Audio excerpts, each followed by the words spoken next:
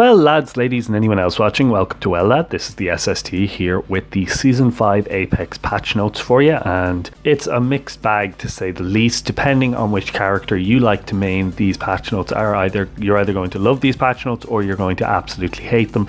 Me personally, I am very disappointed in the Pathfinder nerfs, but we'll get into that. I'm also going to skip certain parts of the patch notes that we've already discussed that we knew were coming. The first thing we're going to talk about is the reconnect system. So for anyone who played PUBG, you'll be very familiar with how this reads. Your character won't gain any protection if you disconnect. You will be stuck in place as if you have gone AFK. This was the same way it was in PUBG, and the way it worked in that game was that you would reconnect and guaranteed no one would kill you until the second you heard the map again.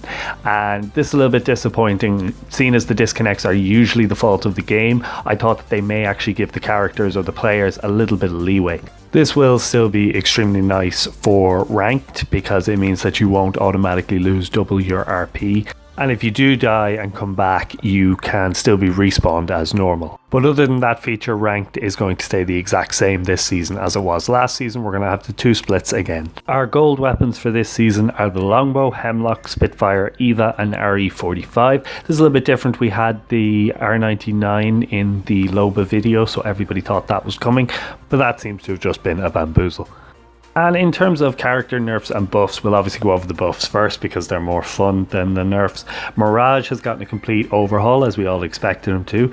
His tactical has now been changed so that it will last for 60 seconds, but Mirage can also take control of it. Now, this won't be taking control of it in the same way like Crypto takes control of the drone. The decoy will simply copy whatever moves Mirage makes. The decoy lasting 60 seconds means that if you send out a second decoy, it will destroy the first. His ultimate has been changed to something similar to the emergency dance party from the LTM, and they phrase it in a way here that makes it sound like it will be slightly different. And here is where I think the biggest buff to Mirage has come in. So in addition to being cloaked when down, Mirage also cloaks while using a respawn beacon and reviving a teammate. That is huge. That could bring Mirage straight into the meta. So for all of you who have continued to main Mirage while he was considered useless, Season 5 is going to be your time to shine. Bloodhound's Eye of the All-Father has been changed, so now when he pings an enemy they appear for 4 seconds instead of 3, and the cooldown has been changed from 35 seconds to 25 seconds. Crypto can now use his drone to ping banners and warn his teammates about enemies in the vicinity. Lifeline didn't get any tweaks, but her bins did. There are now 20% of the bins on the map will be Lifeline bins. And a tiny detail here, they've removed knockdown shields from the secret loot compartment, which for all we give out, that it's a tiny detail that shows they are listening to the community. And another buff that shows they are listening to the community is that Caustic's gas finally no longer slows friendly players. His traps will now no longer be triggered from the other side of doors. This will make camping a lot easier, but it is something that people were asking for. And our first nerf is to Gibraltar. His dome will no longer last 18 seconds. It will now last 12 seconds. I still think they need to fix the gun shield, but I'll take it. And Pathfinder has received the Wraith treatment. His tactical now has a cooldown of 35 seconds. This, to me, as somebody who nearly has 600 wins with Pathfinder and mained him for so long, is a big disappointment. But I had already moved to Revenant because the low profile perk really made things a lot harder for a Pathfinder. But I also know a lot of people are going to be happy with this because his ability to move around during a battle was definitely overpowered. In terms of weapon balancing, the Mastiff is replacing the Peacekeeper and the Peacekeeper is replacing the Mastiff. The Mastiff will obviously have reduced damage because now it's a map spawn, and the Peacekeeper will have increased damage somehow.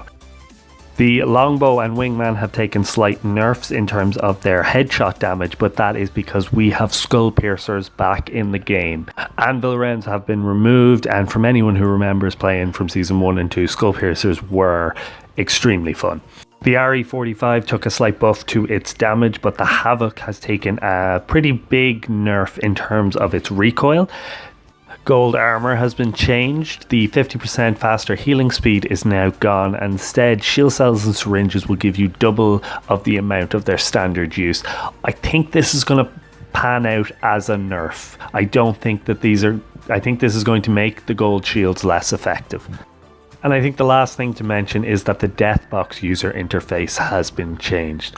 I generally fly through the information and only put in the bits that I find important in these because I don't see the point in stretching it out, and the majority of the patch notes are things that will not affect you in game while you're playing. I like to just cover the things that you will need to know before jumping in. But that's been me for today, guys. I'm going to go jump into Season 5. I hopefully will have a Loba video out for you later. I just plan on bringing her into the firing range so that we know the sounds and what her range of things are. If you enjoyed the video, drop it a like. If you're new here, think about subscribing. But either way, thanks for watching. It means the world, and I hope you have a great day wherever you are.